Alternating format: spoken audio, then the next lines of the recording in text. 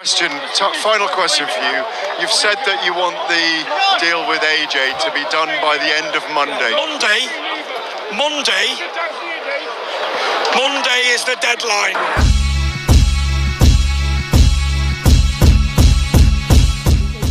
Wording that then insinuates that you believe that Alexander Usyk is going to give up that belt and therefore Joseph Parker will be upgraded from interim champion. My understanding is that he may do that, but he may choose Joseph Parker. He's got the option to choose Joseph Parker over Daniel Dubois as well. That's the option it gives him. And there are talks going on, I understand, for that dual axis that I'm talking about. So what you have to look at in the heavyweight division right now, Usyk versus Dubois definitely sells in the UK in a big stadium, in a really big way. It's set up because of that uncanny low blow or not low blow in Poland. It was only a year and a half ago, by the way, or 2 years ago we were there doing that, on one of the best fight weeks we've ever had. Now, if Usyk does fight Dubois, where does that leave Parker? And in my view, and I think you might have said it a week ago, even though Anthony Joshua is coming off a loss, I would watch Joseph Parker against Anthony Joshua. But it's not the right fight to make. It's not the right fight to make, but do you put Agit Kabayel then in with Joseph Parker to contest the WM? Because at the moment, he's the interim for the WBC title. Right. Let me just pick the bugs out of that, because I know that you've got far more to get through in this heavyweight division. Yeah. Let's be dead honest about that. The landscape in the heavyweight division and the landscape in boxing has absolutely changed over the last 2 years because of Turki Al-Sheikh, his attitude of giving the fans the fights that they want to see. The best guys are fighting the best guys. And the best thing for me about and they're being paid well, which is why they're doing it. Right. But the best... The big headline is that we got the undisputed heavyweight championship fight twice. Of course, we all wanted to see that. And the big names are getting the big fights. But also, the top contenders have been fighting each other. That's been a really key thing with the way that this division has moved for me over the last 2 years. If we're really honest, all of us here, if we take politics out of this conversation, the two guys that absolutely have now earned their stripes in this division for a shot at versions of titles are Agit Kabayel and Joseph Parker. They are the two guys. I agree with you. Now, and Daniel slid down the snake by being ill, and he goes down to position beneath them. Well, you can make that case. You can, of course you can. But Daniel Dubois is the belt holder with the IBF. Okay. Yeah. I don't think that you can come out of a fight, whether you're ill, injured, whatever it may be, that was scheduled for one fighter, that fighter to go ahead and fight, and then that fighter that fought be penalised and not be fighting for a world title next. Joseph Parker's next fight is for the world title, and if it is the shot at the top king, as in Alexander Usyk, then for me you go and make Daniel Dubois versus Agit Kabayel next, with the winners coming together. Yeah, or the other way around. Because right now we know what Agit Kabayel did in Riyadh on February 22nd against Zhilei Zhang. He proved, and what he's done in his last 3 fights, frankly, to prove that he belongs at number 4 in the world. And even okay, let me stop right there. Adam Catterall, Garrett Davis have good points. Alexander Usyk versus Danny Dubois in Wembley. We hear it's a stadium-worthy fight, which, why not? Because we have Daniel Dubois fighting Anthony Joshua in front of 96,000+ fans. So why isn't he worthy? Of course he's worthy. And Alexander Usyk's damn sure worthy because he's been there many times, and he's came up successful every time. So I understand the fight. If you throw in the controversy of the low blow, you know, you got an argument. Like, you know what? Because a lot of people still think, those AJ detractors think that Danny Dubois did enough to stop Alexander Usyk, and the ruling from the referee was false, right? So that's what a lot of people think. Based on that, I can see that fight happening. However, though, if it's going to go down like that, my counterpunch would be either Joseph Parker has to fight for that vacant title of the WBA. It shouldn't be just given to him, because I think he would rather fight for it anyway.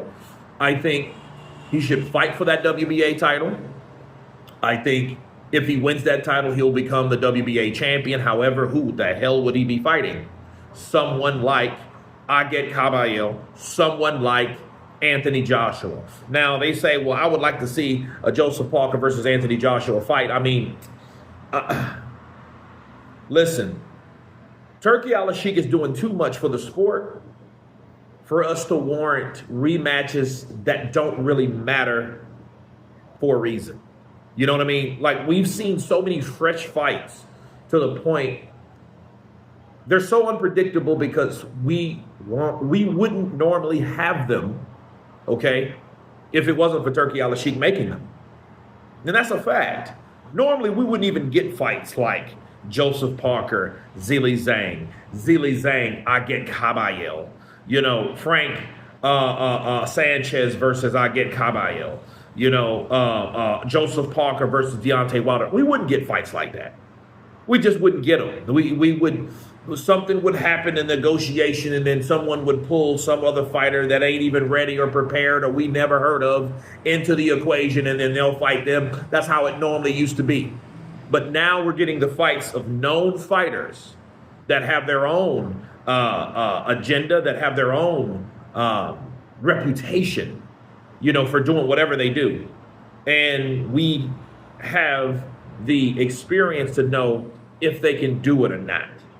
Okay, we've seen Joseph Parker versus Anthony Joshua. Now, it would be an interesting fight if, and it depends on the referee, because the referee was the reason why that fight fought the way it fought. That fight should have been more of a dirty, murkier fight than it was if it wasn't for the ref trying to break these guys out instead of being responsible or allowing the fighters to have the responsibility enough to break up their own quarrels.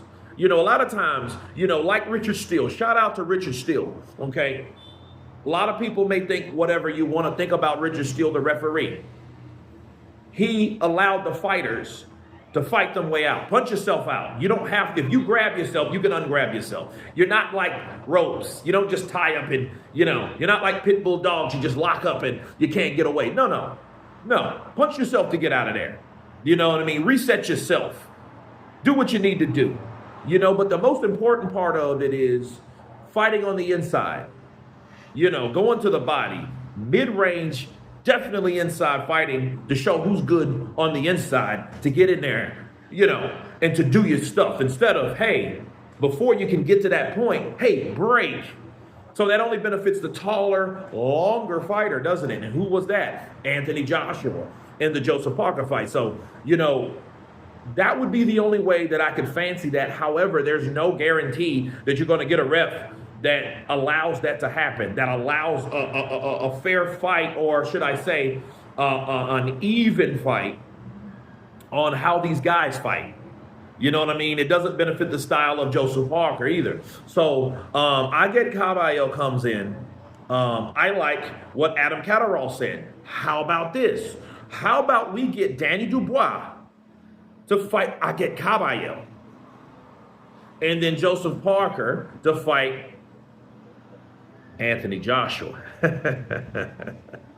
But then again, who the hell is Usyk going to fight? You know what I mean? So Usyk is pretty much the guy that calls the shots. He's calling out Danny Dubois. He's did that anyway. You know, if it wasn't him, it was somebody on his team that did call out Danny Dubois. So before we give Danny Dubois too much stick, we should remember that.